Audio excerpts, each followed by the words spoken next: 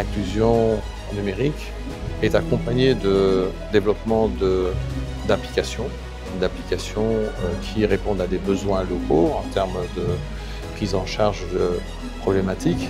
Donc, il s'agit beaucoup plus d'un problème d'intérêt. Ce sont les intérêts des opérateurs qui le protègent. Ces intérêts, ça peut être des données, ça peut être, je ne sais pas, une solution commerciale.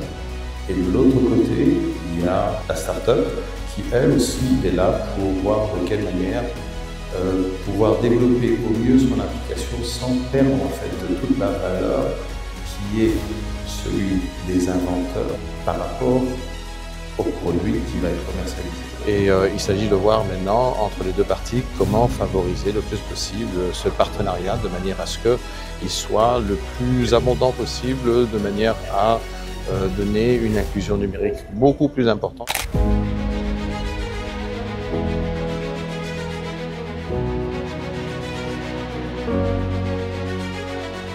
Mais aujourd'hui, nous allons plus passer de tout ce côté économique à quelque chose qui va être un petit peu plus sociétal, plus éthique, parce que justement, nous avons besoin aujourd'hui de construire un écosystème, comme vous l'avez dit, de confiance.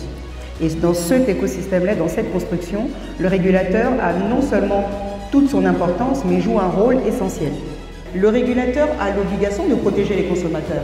Donc, dans le cadre d'une protection des consommateurs, ce n'est pas seulement récolter les plaintes, ce n'est pas seulement veiller à ce que lorsque les mégas ne sont pas utilisés à bon escient et qu'on a quand même payé, il y a ça. Mais la protection du consommateur, elle est générale. Elle inclut aussi la protection d'un consommateur qui sait. Donc, effectivement, nous, aujourd'hui, on est en train de faire un vrai travail. On a même mis en place au niveau de l'ARPTC, on a maintenant structuré un service de communication parce qu'on a ressenti le besoin. Si aujourd'hui nous voulons anticiper les usages, les besoins de cet écosystème, nous devons communiquer.